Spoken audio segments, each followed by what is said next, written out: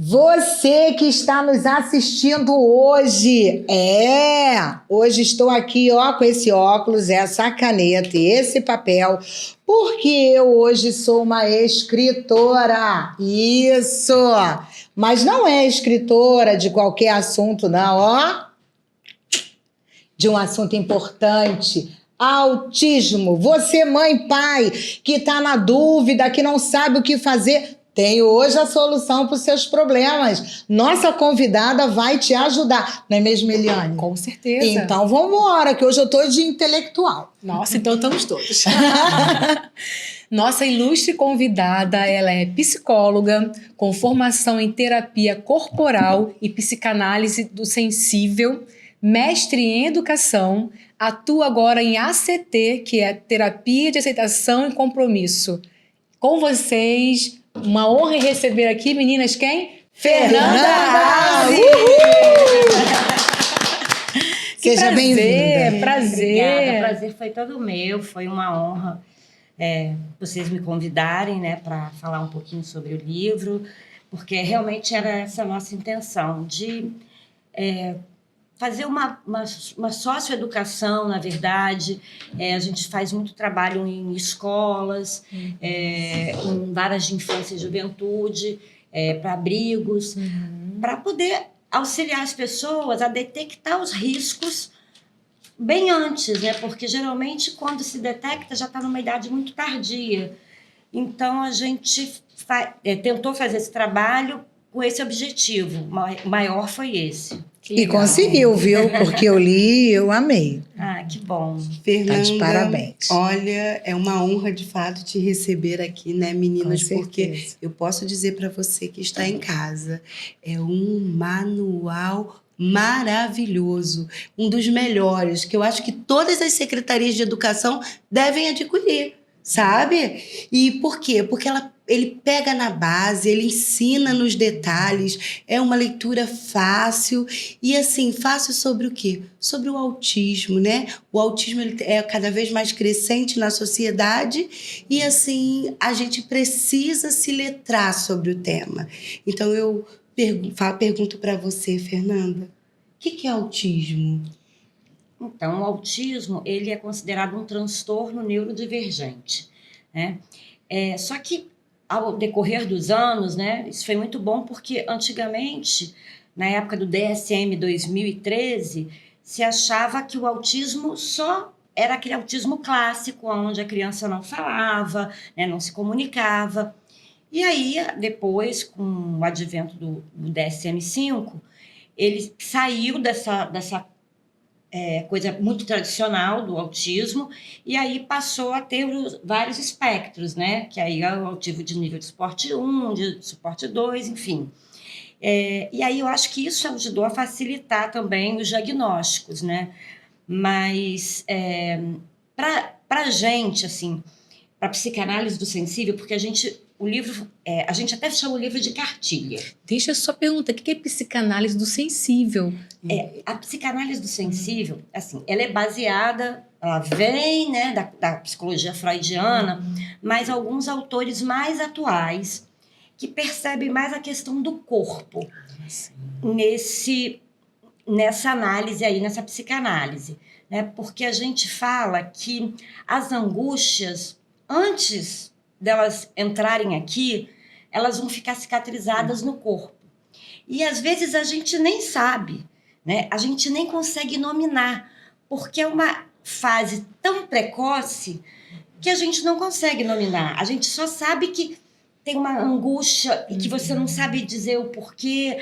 Você tem alguns sentimentos, por exemplo, dor de barriga quando vai fazer um programa, por exemplo, aqui, o né? Emocional, né? Então a gente vai deixando essas marcas também no corpo, né? Então por isso quem criou esse título foi a coordenadora do livro, que é a Ivanise Fontes, e aí a gente pega autores, assim, vamos dizer, mais atuais, né? Porque Freud é lá de 1800 e pouco, são autores que vêm dessa leitura freudiana, mas que ousaram ir um pouco mais além, né? Então a gente pega o Winnicott, que é muito conhecido, né? A gente pega a Frances Tustin, que é uma psicanalista inglesa, e que era especializada em autismo, ela estudou, se dedicou a vida toda a estudar o autismo, ela faleceu em 2013. A gente pega a Genevieve Agg, que é ela estudou com a Frances Tustin e faleceu agora em 2022, que é uma francesa, e a Frances tem alguns livros publicados, mas a maioria dos livros dela eu só consegui comprar na estante virtual. Não fizeram novas publicações. E a Genevieve Agg tem vários artigos, agora, pouco antes de morrer, reuniu vários artigos dela num livro, né? E aí eles têm essa visão, porque a Genevieve Agg, ela trabalhou com a Esther Bick. E a Esther Bick trabalhou com o Balint, que via muito essa questão corporal. E aí, a Esther Bick trabalhava com um método de observação de bebês. Os bebês, assim que nasciam na maternidade, ela passava a observá-los, como é que eles reagiam, como é que eles ficavam.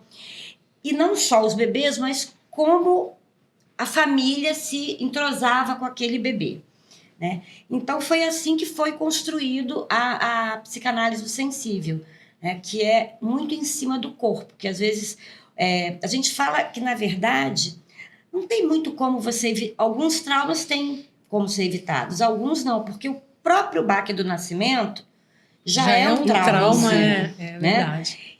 E aí eu até falo que quando nasce um filho, nasce uma mãe culpada, né? Porque a gente, que é mãe, a gente se culpa por tudo. Por mais que você... não, eu fiz o meu melhor, mas a gente sempre pensa que poderia ter feito mais, né? Então, foi mais ou menos nesse sentido que foi criada a psicanálise do sensível, não só para autistas, mas a gente começa a estudar o funcionamento do autismo para poder estudar as outras condições, né? Então, aí a gente vai para as outras condições, porque, por exemplo, até uma pergunta que a Daiane tinha falado a respeito do aumento do número de diagnósticos, né? Antigamente também, o autismo, ele não era separado da psicose, né? Ele estava incluído dentro da psicose. Agora não mais. Então, as pessoas estão tendo um entendimento melhor sobre as questões do autismo. Então, talvez por isso também, né, o número, né, de diagnósticos esteja sendo maior. Sim, verdade. Entendi. Então, perceberam, né, que hoje vamos ter uma aula aqui, né? E eu queria te perguntar, porque realmente nem eu sei, o que significa, né? Por que se fala continência no autismo? A gente fala continência porque o bebê, quando ele nasce, segundo o Winnicott, ele nasce com 3 angústias básicas, né? Que é a liquefação, a explosão e a queda sem fim. Essas 3 angústias vão ocorrer em todos os bebês. Por quê? Ele vai começar a se alimentar. E ele não se alimentava dentro do útero, né? Via boca, né? Boca. Oral, Quando ele se alimenta, ele tem a sensação de que aquele líquido vai vazar. Ele não consegue imaginar que o corpo dele consegue conter aqueles líquidos que está sendo ingerido. Então, as crianças, em geral, passam por essas angústias. Algumas mais, outras menos, né? Eu não vou entrar aqui na seara dos motivos pelos quais, né? Porque a gente ainda não se chegou a nenhuma conclusão. Cada dia surge um novo estudo, né? Eu acho ótimo que as pessoas agora estão preocupadas com isso. Mas, para as crianças, a amamentação já é uma coisa estranha, diferente. Então, elas têm essa sensação de que aquele líquido que ela ingeriu, tanto do peito quanto da mamadeira, ele pode vazar. À medida que ela vai mamando e ela vai percebendo que o corpo dela segura aqueles líquidos, ela já vai se acalmando, né? Aí, independente de ser peito ou mamadeira, né? Porque eu me lembro que eu tinha um professor que era da terapia corporal, o Frederico Navarro, que era um neuropsiquiatra maravilhoso. Você chegou a conhecer? Sim. Ele foi meu professor, ele era italiano, e ele dizia que é melhor você dar uma mamadeira bem dada do que um peito mal dado. Então, a gente vê isso, porque as pessoas ficam pregando muito, né? Lógico, se você pode amamentar e está disponível emocionalmente, fisicamente para isso, ótimo.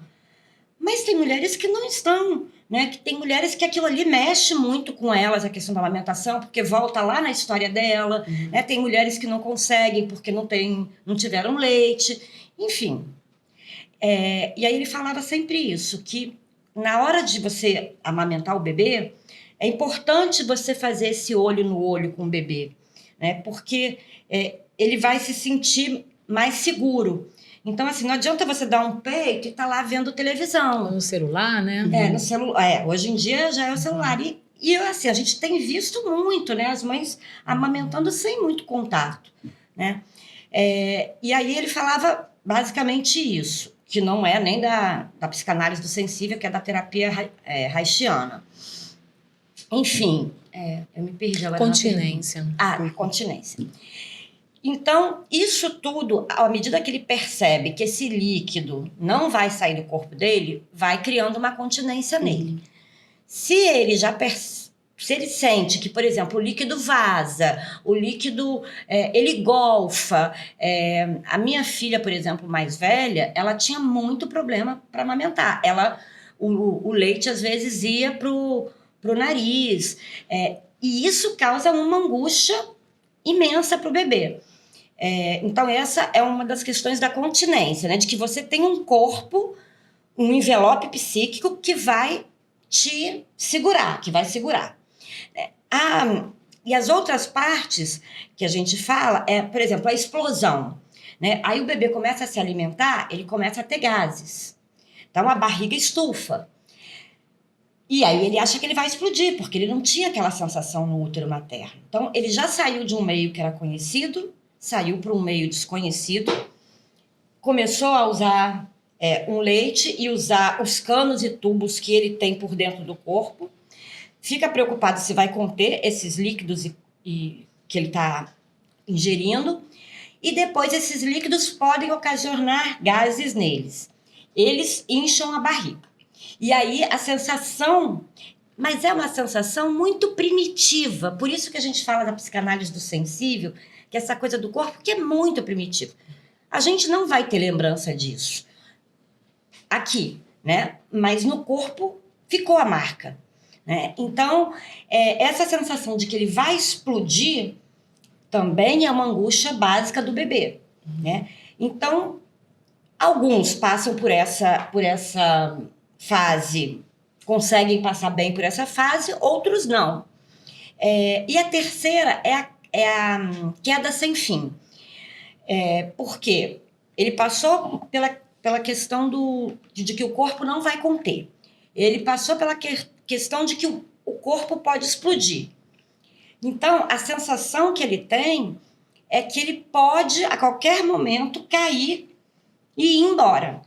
E aí a gente tem um psicanalista que é muito famoso, que é professor na Universidade de São Paulo, não é a USP, é IFUSP, se eu não me engano, que é o Gilberto Safra. Ele tem muitos livros lançados. E ele falava que pior do que morrer é deixar de existir. Eu achei essa frase muito bonita. Eu li isso. E ele falou que é justamente a angústia que o autista sente, o medo que ele sente de deixar de existir. Então, por isso a continência é importante. Por isso que ele tem que ter essa continência, esse envelope psíquico, para ele sentir que ele não vai deixar de existir, ele não vai desmanchar. Entendi. Nossa, fantástica, É hein? incrível, né? Tô, assim, Eu li essa frase, eu fiquei um tempão parada nela, pensando. Que realmente, incrível. Eu achei muito... Eu até comentei com a Dayana, eu estava lendo o livro, eu achei que vocês tiveram uma fala sobre uma questão muito difícil para as famílias, mas vocês tiveram uma fala muito humanizada na hora de escrever. Sim, a gente ficou justamente com essa preocupação, né? Porque na visão da psicanálise é desse jeito, né? E hoje a gente está vendo também milhares de fatores, né? Multifatorial, é genético e tal. Eu acredito um pouco nessa questão da epigenética, né? Você tem uma tendência lá, genética, que ainda não se pode precisar muito, Isso. né? E aí, de acordo com o ambiente, isso pode ocorrer ou não, né? Mas a gente ficou com muito receio de culpabilizar, principalmente as mães, né? Que já, como eu falei, a gente já nasceu o bebê, a gente já fica culpada, porque não foi um parto normal, porque foi uma cesárea, porque eu comi o que não devia ter comido. Na gravidez, enfim. Então, a gente tem uma preocupação muito grande nessa culpabilização, principalmente materna. E a gente, aqui no livro, a gente fala que não é só a mãe que precisa estar com esse bebê. Porque, por exemplo, um bebê que está num abrigo e que às vezes não é autista. Então, quem é que pôde suprir isso? Né? Uma mamadeira bem dada, alguém que foi... que pôde ser... conter ele, né? Mas muitas vezes, por mais que você contenha, esse bebê sai um pouco dessa bolha, né?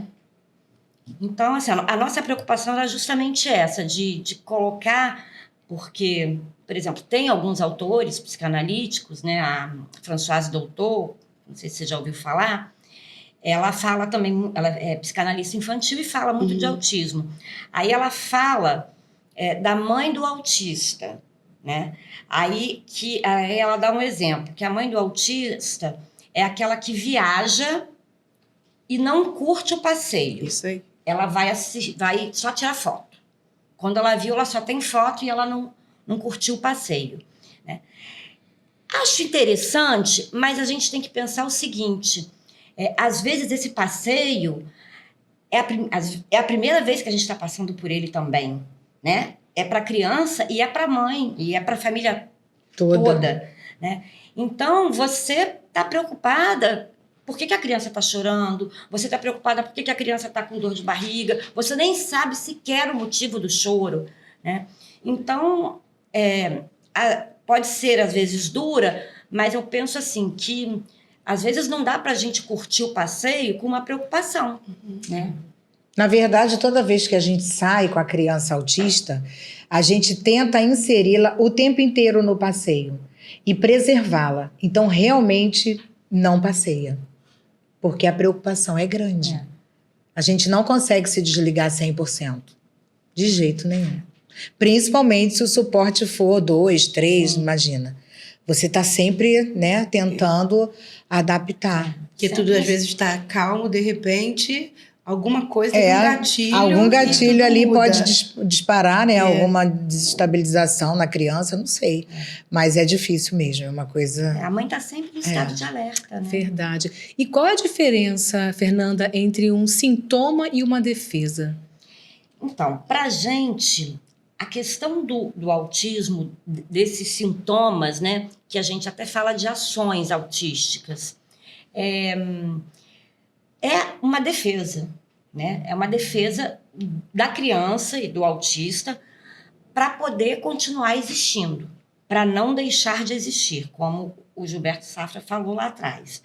Então, a luta do autista é sempre nessa continuidade, né? Então, o sintoma, ele é uma defesa, mas a gente prefere falar assim em ações que eles lançam mão para poder sobreviver e aliviar a angústia.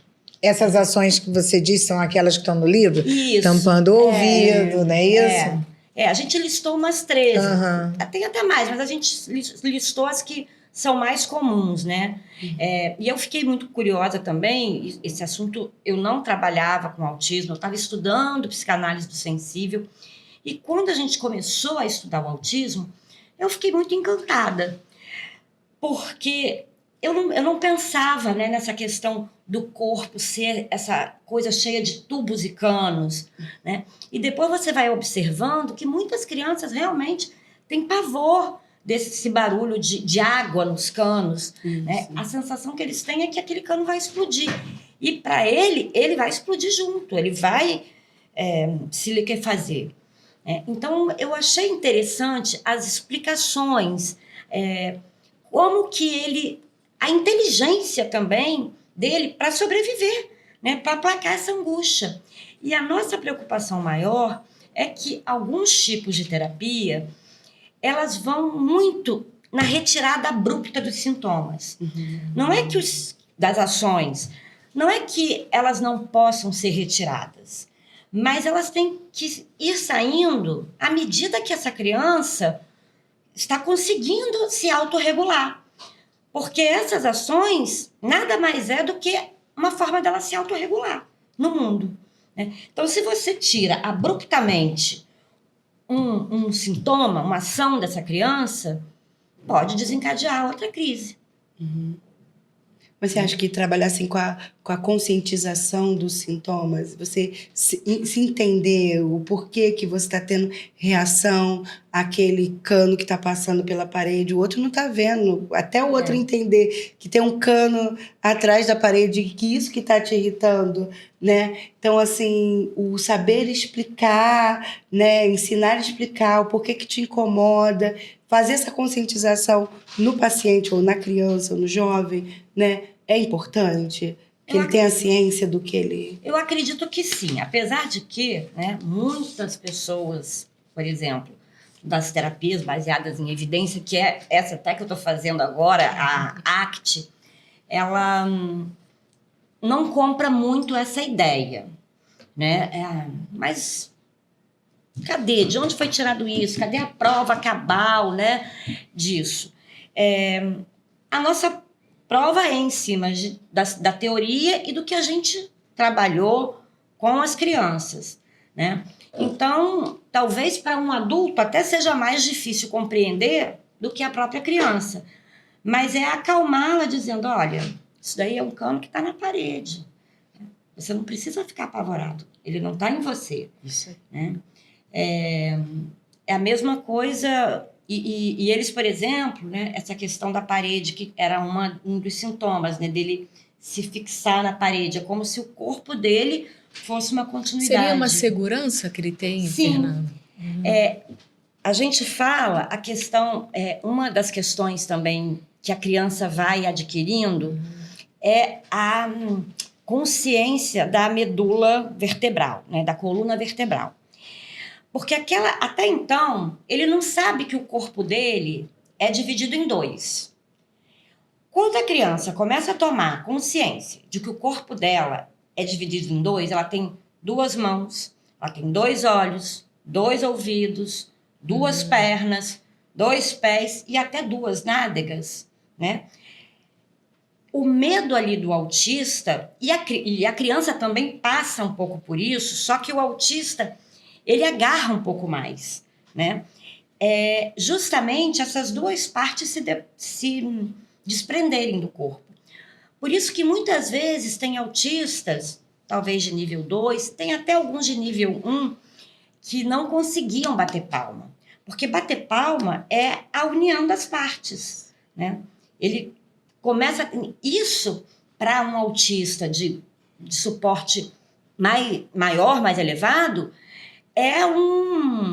pra gente é um desafio enorme para ele, né? É um presente, porque quando ele se dá conta de que ele pode unir as 2 partes do corpo dele, isso é muito precioso para ele.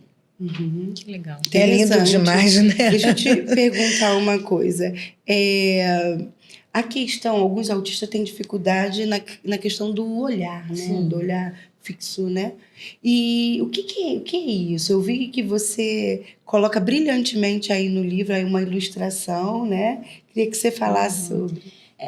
A questão do olhar pro autista é o crucial, né? Dentro da psicanálise do sensível, a gente fala que não tem como a criança recuperar a fala sem trabalhar o olhar. Porque ele tem a sensação, por exemplo, Le Boyer já falava isso, daquela parto, não sei se é da época de vocês, né? Que é um pediatra e famoso, que né, assim que o bebê nasce, tem aqueles estímulos visuais, né, na sala de parto, que aquilo ali já já cega uma criança que está ali naquela temperatura, naquele quentinho, né? naquele escurinho. Então, sair já é difícil. Quando ela sai, ela se depara com aquelas luzes, aquilo ali já afeta. O Navarro, por exemplo, eu gosto porque também eu acho que uma teoria encaixa também na outra, né? Porque ele dizia que o primeiro nível, né, que você tem que trabalhar na terapia haitiana, por exemplo. É o primeiro bloqueio, é o ocular. E, geralmente, em qualquer paciente que a gente trabalhe, paciente que não seja autista, que trabalhe nos moldes da terapia haitiana, que ele trabalha com os níveis corporais e vai desbloqueando esses níveis. Aí, à medida que você vai desbloqueando, você vai descendo de nível. O olho é um dos mais demorados para desbloquear. Que a pessoa seja um neurótico, né, que hoje em dia, se a gente encontrar muitos neuróticos, a gente dá graças a Deus de chegar no consultório, porque a época da neurose era lá no Freud. Agora a gente está nas personalidades limítrofes, né, nos casos de neurodivergências. Então, mesmo os neuróticos têm muita dificuldade com o bloqueio ocular. Então, é uma coisa que para o autista, então, é muito importante, porque ele se sente muito agredido, ele acha que aquele olhar vai perfurar ele, vai entrar nele. E aí, por exemplo, eles não gostam muito de passarinho, porque o passarinho tem aquele bico muito pontudo e ele acha que pode perfurar. Então, a gente faz muito um trabalho, até trouxe o pincelzinho aqui, de mostrar para ele, né, que o olho dele, que os olhos do terapeuta são olhos doces e que não vai perfurar ele, não vai penetrar nele, né? Que ele pode ficar tranquilo que os olhares são doces e ele não vai se sentir perfurado. Então, geralmente, a gente brinca com o pincelzinho, mas é um processo muito lento. Até ele deixar você passar o pincel, você tem que ir na mão, ir no rosto, até ele conseguir deixar que o pincel vá nos olhos e que ele não vai ser perfurado. Aí a gente depois vai começando a trabalhar. Eu trouxe esse aqui porque o meu pinguim ficou em outro lugar. Mas assim, o bico, né? Por exemplo, eu tenho um pinguim. Então, aquele bico de pelúcia, a gente também vai brincando e mostrando que aquele bico não causa risco para ele. Então, a gente vai fazendo esse tipo de coisa. Esse aqui já é um pouquinho mais durinho, a gente vai trabalhando depois, mas que é um bico que não vai machucar e não vai agredir e não vai entrar dentro dele. Né? Então, a primeira coisa para conquistar a fala do autista é trabalhar o olhar. Então agora, já que a gente está no olhar, né, vamos dar continuidade. E o mutismo? A criança não fala porque não quer? Não, é porque ela acha que ela não tem boca, né? Ela pensa que ela não tem boca. E a partir do momento que você trabalha essa questão do olhar, a criança começa a perceber que ela tem boca. Mas a gente percebe muito as dificuldades, por exemplo, da criança em falar sílabas que estalam no céu da boca. Isso. Tá. Às vezes eles podem falar pá, porque você não encosta a língua no céu da boca, mas tá, que você tem que levantar a língua. O R tremido, né? No céu da boca já é mais difícil, porque a sensação dele é que ele pode explodir de novo. Então, eu até digo assim, hoje em dia, acho difícil, é muito difícil as pessoas também levarem os filhos e terem paciência, porque eu digo também o seguinte, na época do Freud, né, a maioria das mulheres não trabalhavam fora, elas ficavam ali à disposição dos filhos, cuidando da casa. Então, tinha um tempo para esperar, não era essa vida corrida, louca, né, de rede social, de não sei o quê. O mundo não era tão apressado, né? E hoje a gente tem pressa. Né? Então, a gente quer uma terapia que gere um resultado rápido. E eu não tenho nada contra esse tipo de terapia. Acho ótimo. Acho ótimo, acho que a criança precisa ser assistida. Eu só tenho um certo receio dessas terapias muito agressivas que fazem essa ruptura das ações sem que a criança esteja preparada. Entendi. E o que são esses... assim, a gente observa alguns autistas, né, que tem em fileira bonequinhos, né? Tem uns mimos que eu falo, né, que são só dele, ninguém pode pegar, enfim. E o que são esses objetos autistas? A gente fala muito dos objetos autistas porque o objeto autista, ele não tem uma função ainda para eles. Por exemplo, ele pega essa caneca, a caneca para ele não tem essa função de beber uma água, né? Uhum. A caneca, ele pode pegar a caneca e fazer assim com a caneca, ele pode só ficar segurando a caneca. Porque a caneca, ela vai ser uma extensão do corpo dele. Uhum. Então, para ele, dá aquela sensação de continuidade. Eu sigo existindo. Se eu estou segurando isso aqui, eu estou existindo. Então, até a criança autista perceber a utilidade do objeto, que, por exemplo, um carrinho que ele está segurando, ele tem uma rodinha e você pode botar ele para andar, né?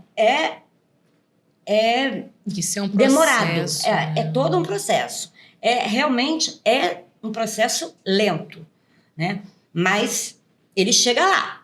Uhum. Ele chega lá. Mas o objeto para o autista é isso, ele não tem um significado, né? Tipo, esse ursinho, não. É a coisa mesmo de existir. E geralmente o objeto autista é mais uma coisa dura, que ele consiga de fato segurar com firmeza, né? Com firmeza. Entendi. Né? Uhum. É interessante. Mas tem crianças que enfileiram objetos, isso, não tem? Tem. De onde surgiu isso, eu né? vou te falar, mas antes disso eu quero falar que a gente, eu falo que todos nós, acho que tinha alguma pergunta também sobre isso, temos traços autistas. Né? É mesmo, Fernanda? Todos nós temos. Uns mais, outros menos. Fazemos algumas ações autísticas. Né? Então, por exemplo, eu digo que hoje, né, o nosso objeto autístico é o celular. Né? Ninguém consegue se separar do celular. Né? Só que a gente está um pouquinho mais evoluído e a gente sabe que aquele celular ali, ele tem algumas funções. Mas quando você sai, por exemplo, e você se dá conta de que você esqueceu seu celular... Desesperador. Qual é a reação? Desesperador. Volta. Então, eu até digo para minhas filhas, quando elas estão com celular, o tempo todo eu fico... Já tá você de novo com esse objeto autista, né? Ela, ai, mãe, pelo amor de Deus. Porque a gente está vivendo num momento que a gente está é uma vida muito corrida, muito exigida, né? Você tem que estar o tempo inteiro se atualizando, né? Agora a inteligência artificial, e quando você pensa que dominou um assunto, já surge um assunto novo. Desse então, jeito. a gente nunca fica com a sensação de que, não, agora sim. A gente não descansa. É verdade. Né? Então, a gente acaba lançando mão dessas... eu também falo de próteses psíquicas, né? A psicanálise do sensível fala. De algumas próteses psíquicas, como o objeto autista, para isso. Né? E aí, as próteses psíquicas, a gente pode dizer o cigarro, a gente pode dizer as drogas, álcool. Comida, o álcool, né? Que é para a gente tentar se inserir nesse mundo. Então, assim, eu preciso sobreviver. A gente fala de regular, né? Que o autista regula. Então, seria isso que você está dizendo? O cigarro, o álcool, seria para esse adulto se regular. Entendi. Só que, muitas vezes, assim, você pode ter uma prótese psíquica que talvez não te dê prejuízo. Uhum. Por exemplo, um hobby. Uhum. Né? Cultura, né? Mas a maioria, como a gente está vivendo nessa sociedade com personalidades muito limítrofes, né? Tipo bipolaridade... esqueci a outra. Borderline. Borderline tem, né? Também aquele transtorno, déficit de atenção. TDAH. TDAH. Então, a gente vai fazendo uso disso. E agora, respondendo a sua pergunta do enfileiramento, né, é justamente também para manter a continuidade dele. Né? Tá. É um fio de continuidade. À medida que ele vai fazendo... É ele existindo. Seria isso? É ele existindo. Nossa, que percepção diferente, né? Pois é, por isso que você não pode chegar, não. Né? Porque às vezes a gente também nem faz por mal, porque a gente não tem... Vou não limpar tem isso aqui. conhecimento. Vai tirando tudo. Vai tirando tudo. E às vezes o autista entra em crise, né? Porque ali ele está conseguindo uma forma de se manter existindo. Então seria assim, Fantástica todo explicação. instante ele precisa mostrar para ele mesmo que ele existe. Sim. Seria isso, né? Isso. É incrível ter que ficar mostrando para si, né? A gente até faz, como você falou do trabalho de continência, porque esse trabalho de continência é muito importante para o autista. Então, geralmente, a gente faz um trabalho no chão, ou bota um papel pardo, ou um piso vinílico que você possa rabiscar e depois sai, né? De contornar o corpinho dele, né? Com a caneta. E aí vê, olha, quando ele levanta, ele toma um susto. Olha, você existe. Olha aqui, você tá aqui, olha, isso aqui é todo o seu corpo. Para ele perceber que o corpo dele tem contorno, né? Que ele não vai deixar de existir. Tem uns que, autistas, em casos mais severos, assim, de níveis mais altos, eles têm a mãozinha, eu não sei se vocês já perceberam, meio que uma mãozinha de pato. Sim. Né? É porque a sensação dele em separar o dedo é como se aquilo fosse cair. E ele ia deixar de existir, ele vai se desfazer. Né? Então é todo um trabalho, e depois que a gente consegue, a gente vai delineando a mão dele fechada, depois a gente vai pedindo, vamos abrir mais um pouquinho para a gente ver como é que é essa mão, até que ele consiga abrir a mão de fato e ver que é seguro ele abrir os dedos. Como é importante essas terapias, né, Fernanda?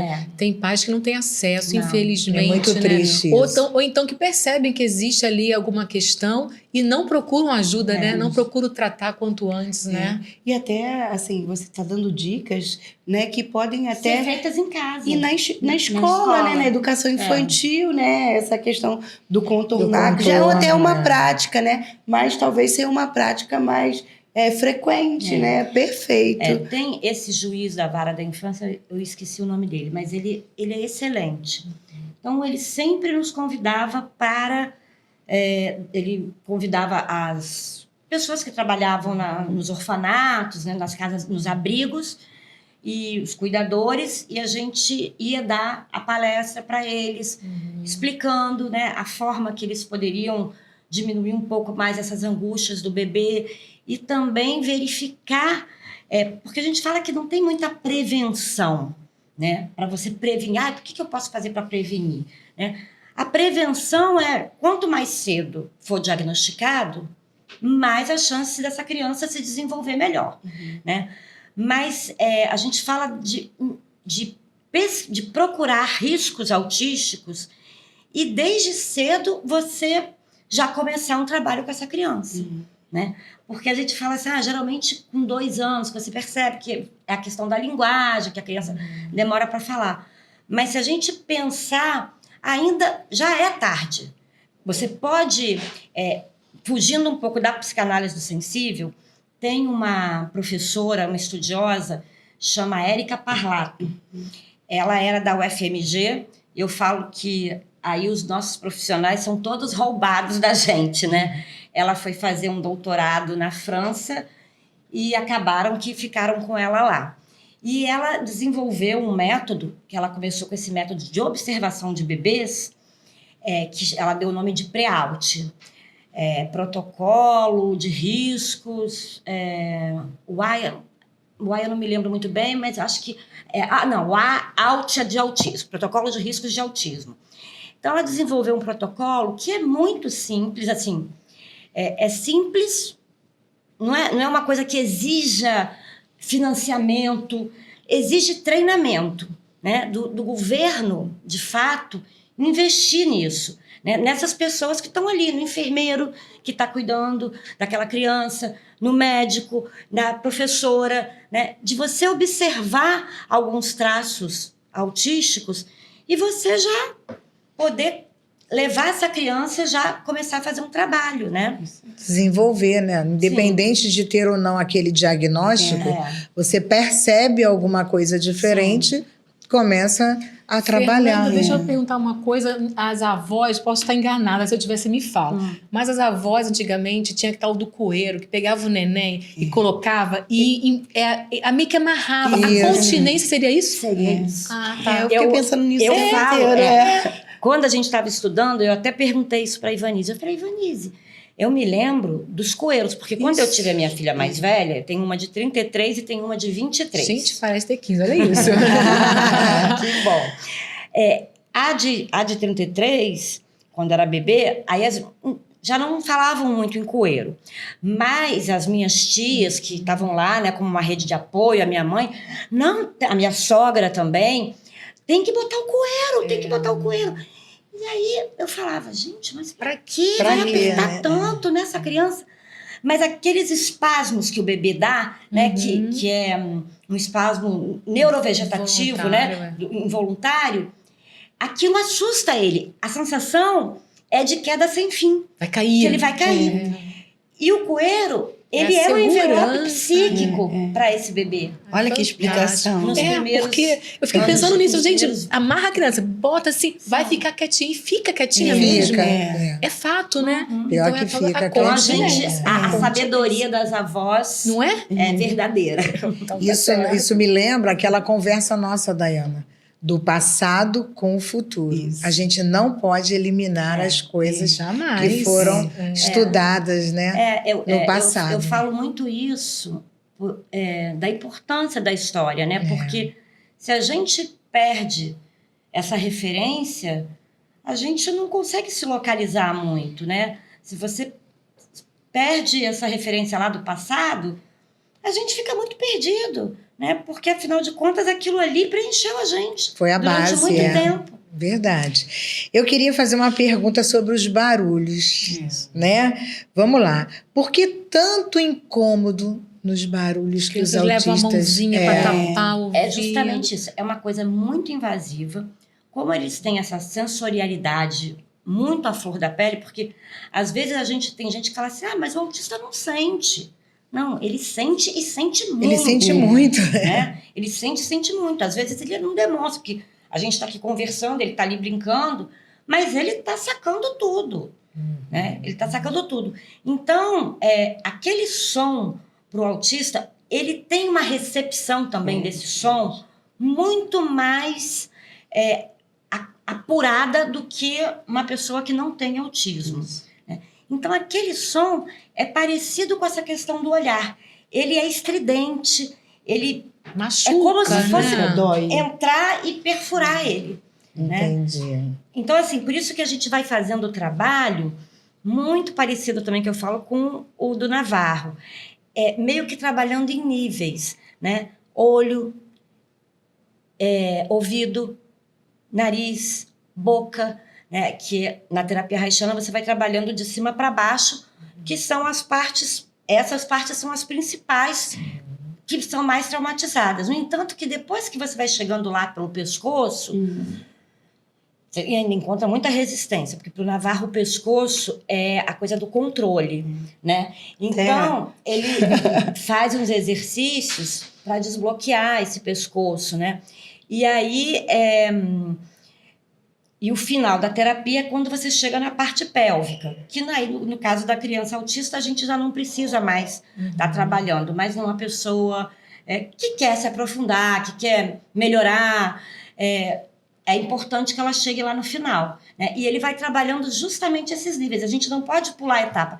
Eu não posso querer que um autista, que uma criança autista ou um autista adulto ouça músicas muito estridentes Uma festinha, numa né, de festinha criança. sem que tenha trabalhado o olhar, que ele tenha reconhecimento, que ele tenha a boca, e quando ele abrir a boca, aquela boca não vai também vazar, né? Então é tudo muito etapa por etapa, né? Não dá pra gente queimar a etapa. E tem diferença entre... Pode perguntar. Não, eu só iria complementar, assim, o que eu tenho percebido, não só com a minha filha, mas com outros autistas que eu tenho de aluno, os níveis do barulho que ele não suporta são muito distintos. Porque, por exemplo, a minha filha ama show. Né? Eu tenho um autista que é aluno, ele gosta de rock. A minha filha já não gosta tanto do rock, mas gosta do barulho das pessoas, do show. Então, assim, eu percebi também que quando você faz uma brincadeira para cantar, como eles gostam de cantar. Mesmo os que não conseguem quase conversar, né? Então, assim, é um mistério, é incrível. É um estudo realmente, quando você começa a estudar, não dá vontade de parar. né? Eu acho assim, a gente ainda tem muito caminho, Estamos né? engatinhando, A gente, né? Eu vi no Fantástico, não sei se vocês chegaram a ver um médico que é brasileiro, Mike Klein, se eu não me engano, não sei, acho que eu não tenho o nome dele aqui. E ele está trabalhando no Instituto Marcos Institute, que é voltado para a questão da saúde mental, para a questão cerebral. Ele é um neurocientista. E aí ele desenvolveu uma coisa que eu achei sensacional, e aí você vê que tudo começa no olhar. Ele desenvolveu, que é uma tecnologia assim, que talvez demore mais para chegar para a gente, porque agora que ele comprovou, né? Mas é uma coisa que não é tão cara hoje, assim, como se fosse um laptop, né? Um tablet, e ele conseguiu, né, com as pessoas da programação, passar informações para essas pessoas de forma que as crianças, ele vai botando 14 vídeos de 1 minuto cada. E aí, essa tela, ela consegue captar para onde vai o olhar da criança. É fantástico, né? E aí ele fez uma pesquisa, as crianças que são neurodivergentes, o olhar dela, por exemplo, era uma imagem que ele mostrou lá, umas crianças num carrinho de brinquedo, dentro do carrinho. As crianças atípicas, elas ficam olhando para as outras crianças, por exemplo. A criança neurodivergente repara na maçaneta da porta, repara no pneu do carro, né? Porque ela repara mais em detalhes. Detalhes. Né? E aí achei muito interessante porque ele começa a fazer esse trabalho com crianças a partir de 1 ano e 5 meses até 2 anos e 10 meses, né? Para identificar, e aí já... gente, isso é uma maravilha, né? Porque não é uma tecnologia assim, eu não sei para ele se vai vender isso, como é que vai ser, mas não seria uma tecnologia tão cara para você colocar nos centros, né? Clínica da Família, UBS, enfim, né? Acho que a gente precisa muito de políticas públicas. Isso, é verdade. E voltando nos barulhos, né? A diferença entre barulho e voz. Ele não tem, muitas vezes, eles têm muita dificuldade em discriminar a voz humana, né? E principalmente uma voz humana estridente, né? Então, quando a gente fala com esse autista, a gente tem que falar também como o olhar tem que ser doce, a voz também tem que ser doce. Olha que importante isso, né? Para os pais também, né? Porque se você fala com uma fala muito estridente, é como uma agressão para ele. Quando a gente fala mais alto, fala, Sim, você está gritando, mas você nem está gritando, mas para ele está gritando. Por isso assim que às vezes mesmo. também dentro de uma sala de aula, e aí a gente tem jovens também que nos assistem, né? Então, dentro de uma sala de aula, se você tem um amigo que é autista, evita falar tão alto, gritar o outro colega que está lá na outra ponta, porque de fato é muito incômodo, né? E eu acho assim, as escolas como um todo, inclusive as particulares que têm recursos, né, elas não fazem um trabalho educativo com os próprios alunos, com os professores, né? A gente está cobrando isso do sistema público, mas as escolas particulares, elas poderiam investir muito nisso.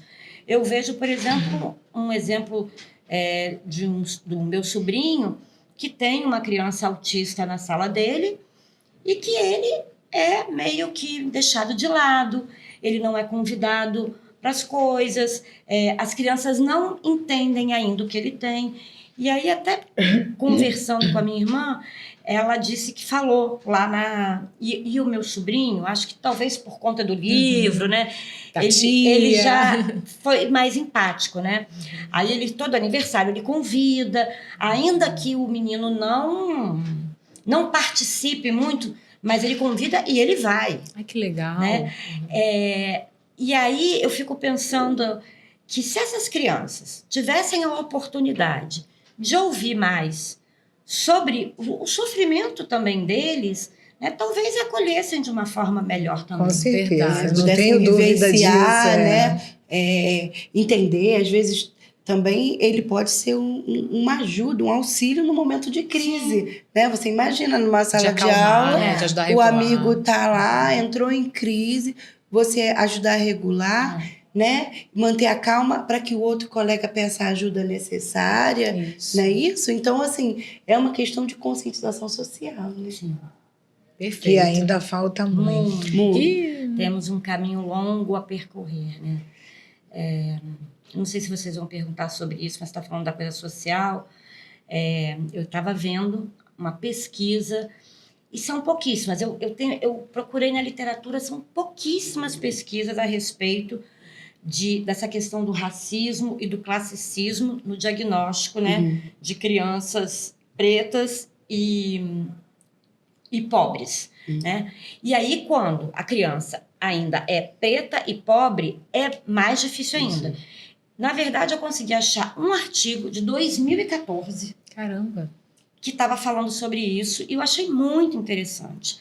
Porque ele estava dizendo o seguinte, as crianças brancas, os meninos, principalmente, eles são diagnosticados mais cedo. As crianças brancas de classe mais alta. As crianças brancas de classe mais baixa, um pouco mais tardiamente.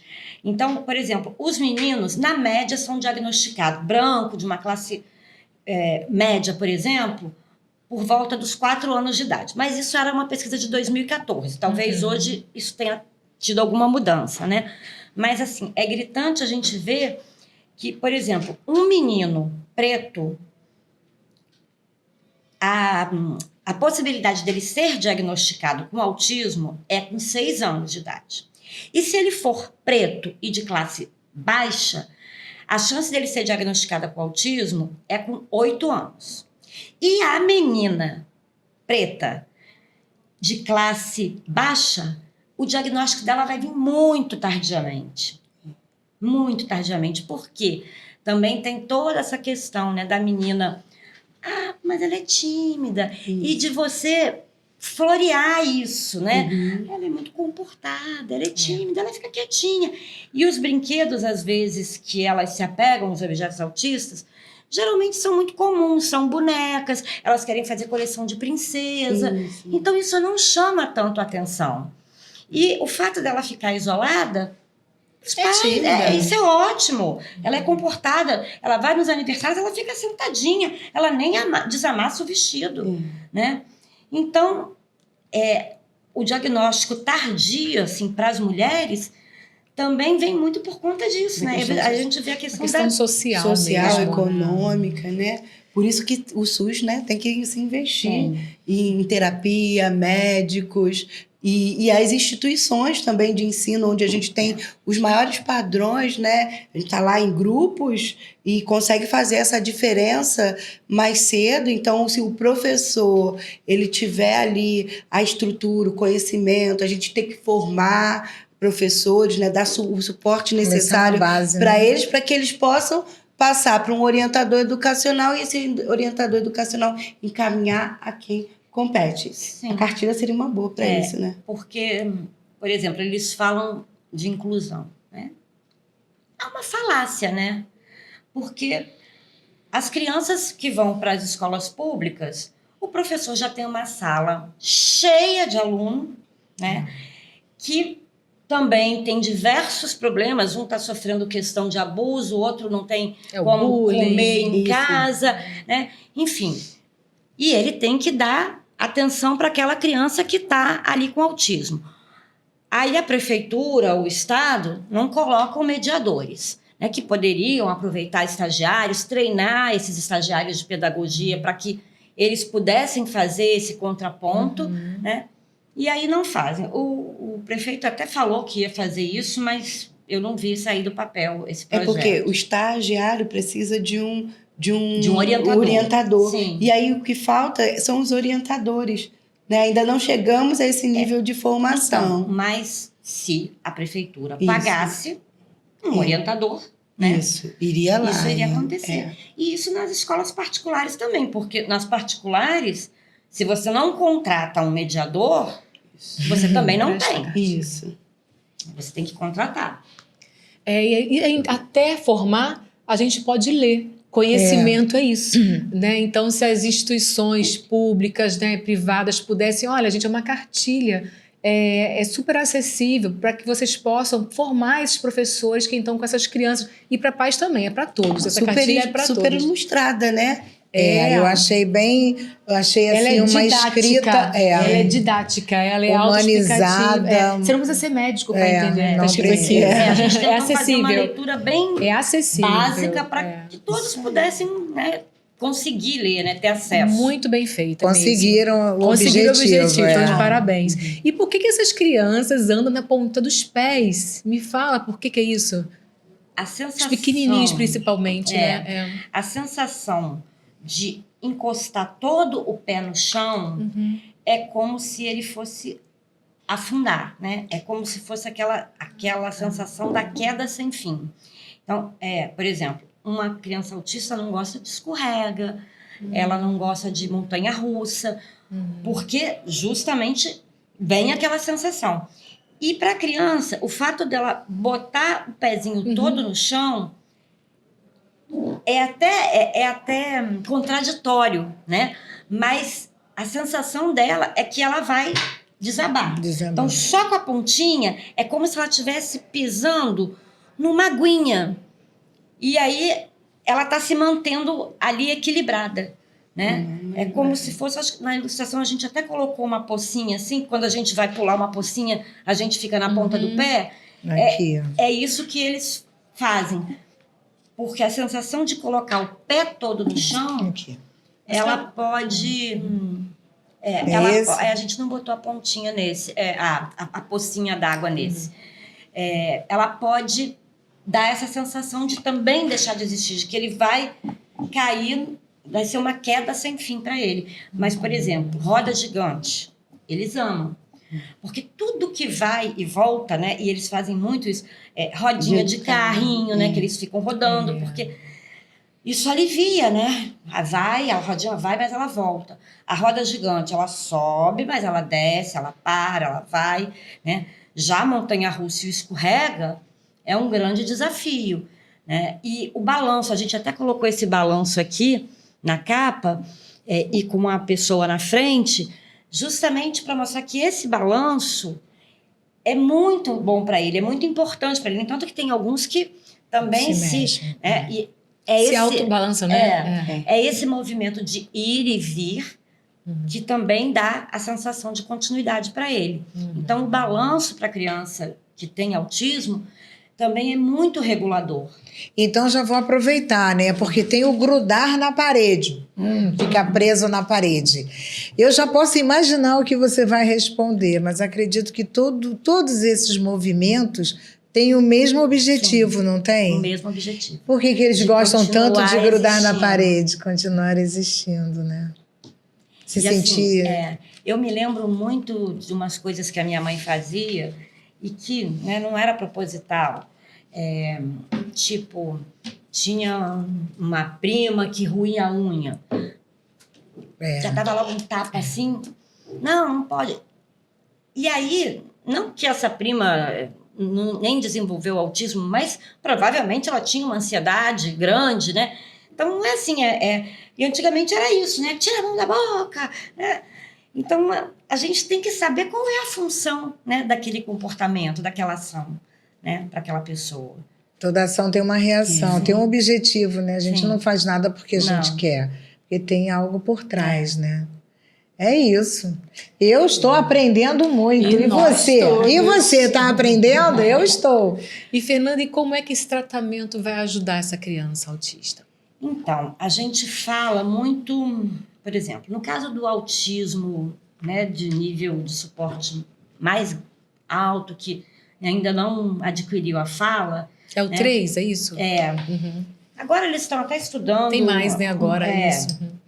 É justamente isso, é começar buscando o olhar dessa criança. né? Mas é como eu falei, não é um trabalho rápido.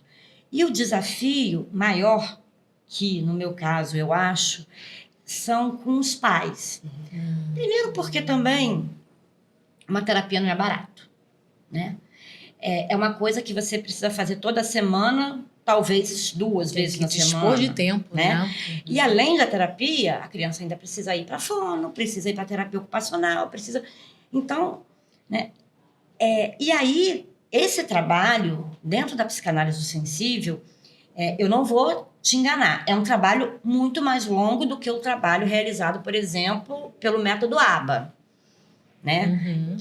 Que não se atém tanto a essas questões, né? Então, eu digo que a gente deveria ter vivido lá na época do Freud, né? Porque não é uma construção rápida, sabe? Foi muito tempo que ele demorou para desenvolver essas ações para assegurar a existência dele. Então, para ele ir abrindo mão dessas ações, ele tem que estar muito seguro para a gente não desencadear uma crise nele, né? Nessa criança. Em vez de tratar, vai estar prejudicando, talvez, Sim. né? E o papel dos pais nessa situação toda? Eu digo também uma coisa, né? Que ainda hoje as mães são muito mais implicadas do que o pai. Não é... Nunca é sempre... Nem sempre é sempre nunca, né? A gente tem como é que eu posso dizer? A gente tem algumas... Gente, esqueci a palavra agora. Algumas exclusões, né? Tem alguns pais que participam.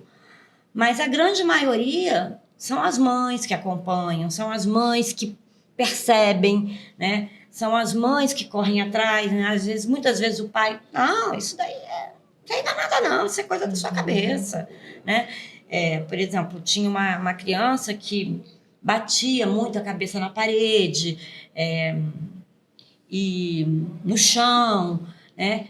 E a mãe falava que já falava isso com o pai, e o pai falava que não, deixa eu bater que uma hora que doer ela vai parar, né? Então, assim, essa objetividade masculina, né, ela também mascara muito, porque eles acham que uma hora vai bater, vai doer e vai parar. Será que passa pela aceitação, né, também, Sim, né, Fernanda? Isso eu acho que é o maior empecilho do tratamento, porque às vezes os pais não aceitam muito, né? E eu entendo isso, porque eu acho que qualquer condição, né, causa... eu sou mãe também, né? E isso causa uma angústia, né? Quando seu filho está com alguma questão, né? Por exemplo, a minha filha com crise de ansiedade, né? Você já fica... Calma, vamos ver o que a gente vai fazer, né? Respira. O que te levou quais outros momentos você passou por isso, né? Mas a gente fica sempre se perguntando, será que eu fiz alguma coisa errada, né? Falta aquela culpa lá do início, né? Então, os pais de crianças autistas também vivem um luto, né? Porque a gente idealiza, né? A gente idealiza um filho mais funcional, né? E hoje em dia, a gente está vendo que, por exemplo, não é só o autista, TDAH, e aí existe muita briga nos diagnósticos, né? Porque tem alguns sintomas muito parecidos, bem parecidos. Então, por exemplo, já aconteceu de vir paciente com diagnóstico de TDAH e autismo, né? Pode acontecer? Pode. Entre 4 pacientes TDAH, um vai ter a comorbidade do autismo, né? Mas existe muito essa confusão, né? E os pais em aceitar aquilo, né? Às vezes, não, mas não é autista, ele só tem... Né? Porque também ainda está muito intrínseco na gente aquele autista lá, né? Que não se comunicava, que ficava só preso dentro de um quarto, né? E aí, quando criou-se esse espectro, né? Que deu essa abertura. Essa abertura. Ainda sobre filho... Pode Vai, falar. não, não, só ia falar dos pais. Eu falo de pais, né? Vai falar dos pais? Eu só acho assim, teria que ter também uma ajuda, um acolhimento, projeto né? para acolher esses pais. Porque quando a gente é pai, mãe de uma criança autista, independente do suporte, porque eu também já vi várias questões no suporte 1, e a gente acaba adoecendo. Então, se você não tem bons amigos, boa família, se você não tem bons livros, né, Sim. dinheiro, estudo, você acaba sucumbindo. Sim. Porque não é uma coisa simples, viu, gente? Ser pai, mãe de autista, seja ele no suporte que for, não é simples. Precisa de ajuda. Então, a gente sempre pede, você que está perto de alguém, de alguma mãe, algum pai, dá um acolhimento, dá um abraço, convida para um café, escuta o que a mãe quer contar, quer falar, porque ela precisa desabafar, né? Ela precisa pedir ajuda, pedir socorro, e muitas das vezes ela não sabe ou não tem condições disso. Às vezes uma palavra orienta. É a gente também ser continente para os pais, né? Porque o pai está sendo continente, o pai e a mãe estão sendo continente ali para aquele filho, né? Mas e ele, né? Quem é que vai conter ele? Né? Quem vai ser o continente dele? Isso. Né? Então, eu acho que isso é muito importante. Não sei, até agora você falando assim, me veio... porque eu estou montando um grupo de pais com crianças, não com crianças, mas com pessoas com transtornos de personalidade, com transtornos de humor, que também ficam muito perdidos em como lidar com isso. Né? E agora você falando assim, quem sabe, né? Uma luzinha aí. Uma coisa boa. Me diz uma coisa, e a importância do brincar, né? A gente fala dessa mulher no mercado de trabalho, dessa correria do tempo, né? E aí eu queria saber qual é a importância do brincar nesse processo. O brincar, ele é fundamental, né? O Winnicott já tem um livro que é famoso, que é O Brincar e a Realidade, né? Porque é através da brincadeira que a criança consegue se expressar, né? Consegue, às vezes, fazer um desenho, consegue explicar, consegue expressar, às vezes, as suas angústias, né? Às vezes ela pega uns bonequinhos e fica brigando ali, que é uma forma dela colocar as angústias dela, e é muito importante que a gente também observe, né? Como é que é a brincadeira, tentar entrar naquela brincadeira com a criança, né? Não interferir tanto, mas e aí, tá brigando por quê eles? Entrar nesse lúdico, né, com a criança. Eu acho que é muito importante, mas a gente também tem que ter muito cuidado com essa coisa que eles também não suportam, principalmente eles maiorzinhos, tipo 8, 10 anos, que já estão já achando que estão na adolescência e tal, de você tratá-los como se eles fossem ainda bebês, né? Falar com aquela vozinha, né? Porque eles também não gostam. Né? Eles têm uma noção de que eles já têm aquela idade, eu não quero ser tratado como um bebê. Né? Eu ainda não me garanto tanto, mas eu não sou um bebê. Essas falas mais capacitistas, por exemplo, não, deixa uma prova aí, pode fazer de qualquer jeito. Não, né? Se a sala é muito barulhenta, ele vai fazer a prova numa outra sala, se for confortável para ele, se ele quiser. Mas isso tudo muito discutido com eles. Sim. Né? Porque eu vi uma menina uma vez, ela deu uma entrevista. Nada sobre o autismo sem os autistas, né? Porque eles são os que mais ensinam a gente. Verdade. E o autismo tem cura? Então, essa pergunta, vocês me apertaram sem me abraçar. Eu falo assim que, como a gente até colocou no livro, a gente não considera igual um resfriado, né? Você está com resfriado e você se curou do resfriado. Mas a possibilidade dessa criança, ou desse adolescente, ou desse adulto, florescer muito e ter muito poucas ações relacionadas a essas questões de sobrevivência, são mínimas e às vezes imperceptíveis. né? Muitas vezes eles conseguem trabalhar em locais que ninguém vai conseguir identificar. Você vai dizer, o fulano é mais antissocial, não gosta muito de barulho e tal. É uma coisa bem sutil, né? Eu falo que tinha um menininho que ele tinha muito essa coisa da repetição, e quando fazia pipoca a gente já come uma atrás da outra, né? E ele não parava, né? A pipoca era aquela coisa da continuidade. Então a mãe dizia que não podia mais fazer pipoca porque ele não tinha limite para pipoca. Acho que à medida que a gente foi trabalhando isso nele, lógico, faz uma quantidade menor, né? Já que ele Estratégias, né? faz uma quantidade menor, né? E assim, ele já está num caminho que ele já consegue lidar com essa questão de se preencher, de dar essa continuidade muito mais funcional, né?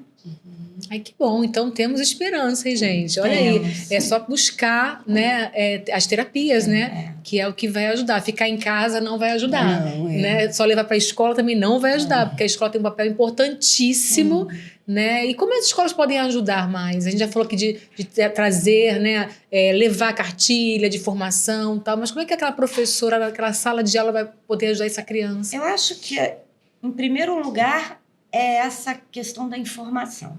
Né? Eu acho que eles têm que proporcionar aos professores cursos, palestras, onde eles possam, e até uma coisa até lúdica também, né? Porque muitas vezes aquela fala também fica muito cansativo. Então, a gente fazer com os próprios professores, teve uma creche que foi bem bacana, que a gente fez um trabalho na Tijuca. Ela era uma creche que era mais para crianças neurodivergentes. Mas a gente fez um trabalho lá bem bacana, trabalhando com os professores justamente pontos que a gente trabalha com as crianças, né? Essa importância de contornar o corpo. Então, em alguns momentos que eles estão desregulados, o que você pode fazer, né? Essa questão, até esqueci da matriótica, né? Eles amam, porque eles vão abrindo e vão vendo que a coisa tem uma continuidade. Já está até meio quebrando. Nossa, tem uma continuidade. Então, isso dá um certo alívio para ele, que ele vai abrindo e vai vendo que a coisa existe, né? E depois ele sabe que ele vai poder voltar com ela para o lugar. E vai ficar tudo tá bem. Tudo bem. Isso aí. Né? Então, assim, são coisas muito simples.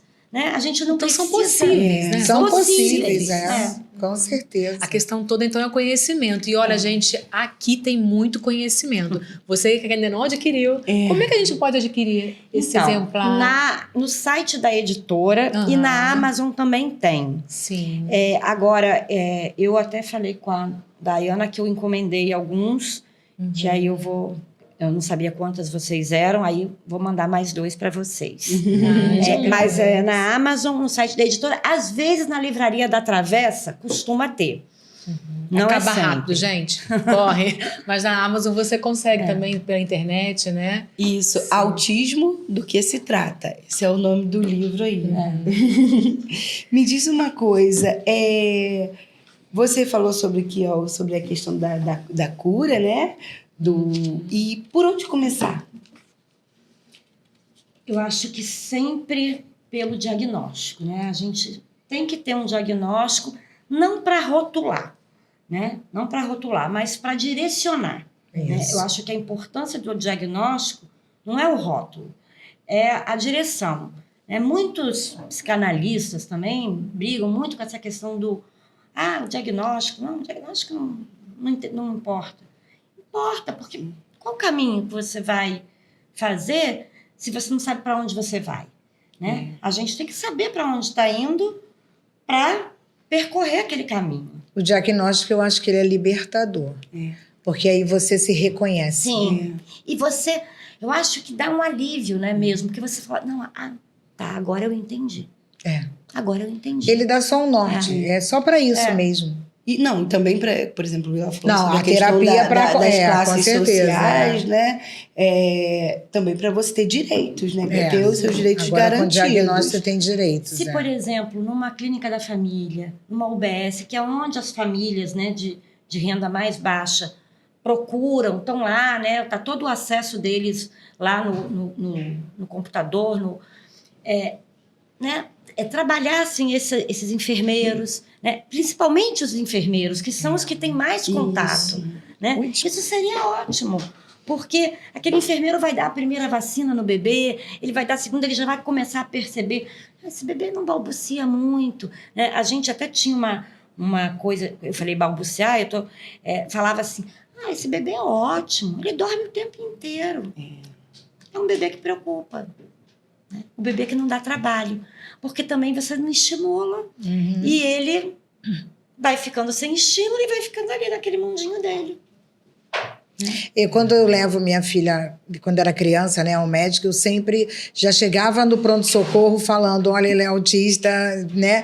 Ia falando para tentar ver como é que eles iam direcionar. Porque para um autista, até colocar um termômetro embaixo do braço não é simples. Não. Então você precisa saber chegar para fazer.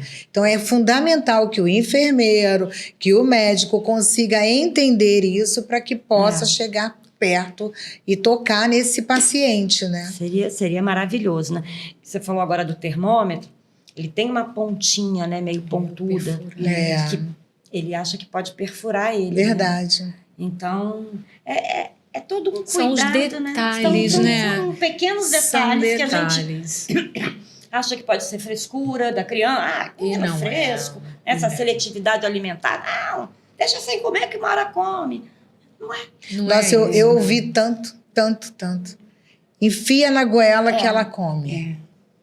Ainda bem que eu não fiz. Que bom que temos hoje informação, né? Autismo, do que se trata. A cartilha está aqui para vocês. Procure lá na Amazon. Considerações finais. Está chegando ao fim, meninas. Que pena, aprendi tanto hoje. Considerações finais. O que você diria aí para essa mãe que está com esse diagnóstico recente? O que ela poderia Em primeiro lugar, essa mãe e essa família, ela não deve se sentir culpada por nada, né?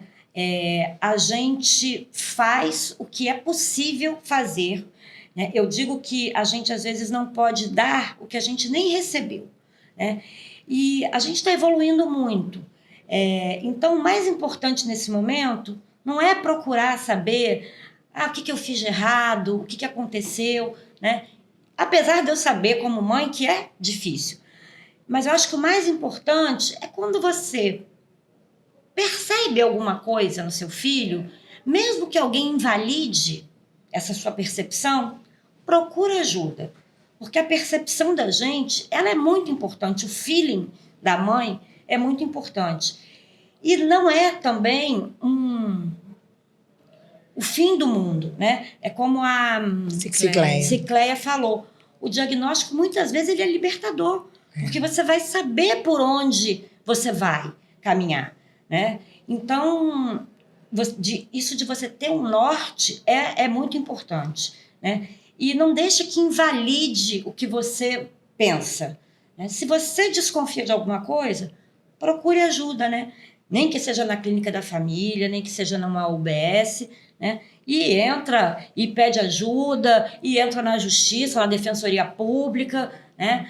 E é isso, a gente não pode perder a esperança. Eu acho que as pessoas estão investindo muito em pesquisas, e eu acho que a possibilidade da gente evoluir nesse sentido vai ser bem grande. E onde nós encontramos a Fernanda Arrasa nas redes sociais. Quer deixar seu Instagram? Pois pra gente? O meu Instagram, eu ainda sou adepta dos tempos da caverna. Eu tenho até Instagram, mas meu Instagram é fechado, ele não é profissional, assim. Tem gente que está insistindo comigo para eu profissionalizar. Mas, assim, na verdade, eu atualmente não estou atendendo mais crianças autistas. Por quê? Em 2019, quando houve a pandemia, ficava difícil, porque você atender online, era muito difícil. E aí, a gente acabou dando uma interrupção, e aí eu acabei estudando, indo para outras áreas, para parte do ACT, dos transtornos de personalidade, de grupos, e aí acabei não voltando para o atendimento com autistas. Mas assim, se quiser, se precisar, pode entrar em contato. Eu posso... Pelo menos indicação você deve fornecer, né? Pode me mandar uma mensagem. O meu Instagram é @FernandaRase, né? RASE. E aí eu vou ver se eu abro, ou então manda uma mensagem. Olha, a gente assistiu o podcast. Isso. E tal. Vai bombar de mensagem. Ela esse vai. Abre esse Instagram. Eu acho que esse Instagram já está aberto, ela nem sabe.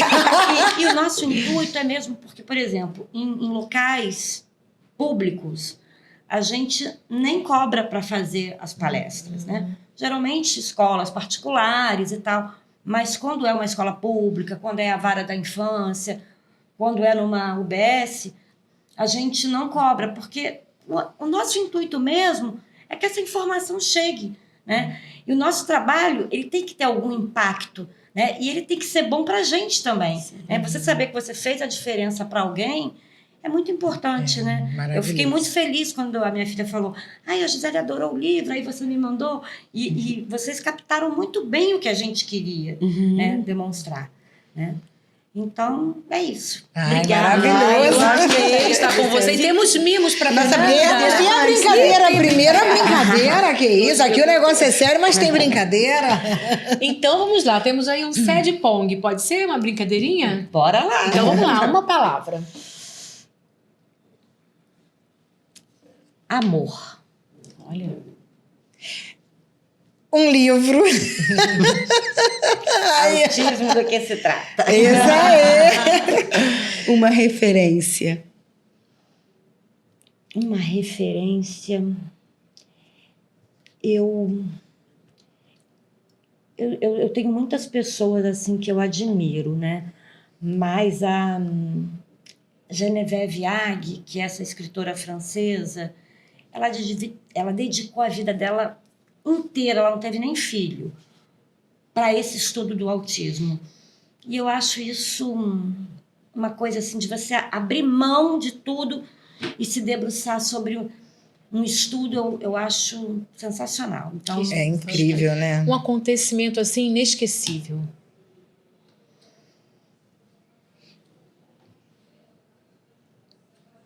meu Deus. Foram tantos. Eu acho que eu posso dizer que foi o nascimento das minhas filhas. Porque, assim, que cada um foi diferente, né? Eu tive a minha filha de 33 anos com 20 anos. Né? E a minha outra com 30. Uma diferença grande. E cada um, né? Eu, na minha imaturidade emocional, né? Com 20 anos, você acha que sabe, mas você não tem maturidade emocional nenhuma, né? Com 30 você já desenvolve alguma, porque já está em terapia, né? Mas eu acho que foram 2 divisores de água, assim, na minha vida. E uma saudade. Eu acho que eu tenho muita saudade dos meus pais, assim, deles não estarem aqui nesse momento, né? Me assistindo, por exemplo. Prestigiando, né? Orgulhosos, né? Desde o lançamento do livro eles já tinham falecido, então... Acho que Mas eles estão orgulhosos de você, pode ter certeza. Fernanda, me diz. Um sonho, hein? Um sonho que todas as pessoas conseguissem ter acesso, né, à saúde de verdade, né? Porque a saúde mental no Brasil ela ainda é muito delegada. Eu vejo, por exemplo, né, minha filha faz medicina, o internato em psiquiatria é o menor que tem. Sabe, em todas as áreas são 3 meses, na área de psiquiatria é 1 mês e meio. Olha isso, gente. Pode uma coisa dessa. Né? Por que a gente não dá tanta atenção para a saúde mental? Exatamente. E depois da pandemia, como se precisou, né? De Então, restabelecer a acho saúde que meu mental. sonho é que todo mundo pudesse ter acesso, né? Que não fosse um artigo de luxo, né? Você fazer terapia, o seu filho poder ir a bons médicos, né? A bons terapeutas ocupacionais, a ter um atendimento digno, né? Com certeza. E sem Seria diferença, né? maravilhoso. Porque de classe, de cor, de sexo. E nós temos... Esse é um sonho nosso. Nós temos um Mimo. mimo pra você. Meu Deus, vocês são muito bons. Vão me Esperamos que deixar você mal goste. acostumada. Dá outro. Ó, e eu tenho alguns traços autísticos assim, que eu não Ah, é? gosto de rasgar embalagem. Tô falando. Solta o lacinho que eu acho Solta. que abre. Ih, mas vai sair, vai desmontar. Vamos lá. Vai ter que tirar. Vou- vai ter que vou- tirar. Eu não sei se são traços autísticos ou porque minha mãe falava, não rasga o papel. Já era E pra aí, aproveitar pro isso- próximo. É para você nunca mais esquecer que um dia você esteve conosco falando de um tema tão lindo que é o Ai, autismo. que linda. Agora você é C3 Agora você é A minha C3DCast. canequinha, meu objeto autístico, quando eu precisar dele, eu vou segurar. Para que você dê muitos E uma autógrafos. caneta, que maravilha. Muitos Gente, eu autógrafos. também, ó. Não, vocês são muito Um abraço fofas. aqui. Isso aí em é forma um. de- Olha Esse é um só. mimo mesmo, né? Linda, gente. Vocês vão me deixar mal acostumada. Foi um prazer. Muito né? obrigada. E eu quero deixar esse livro para vocês. Eu deixei com autógrafo. Eu só botei...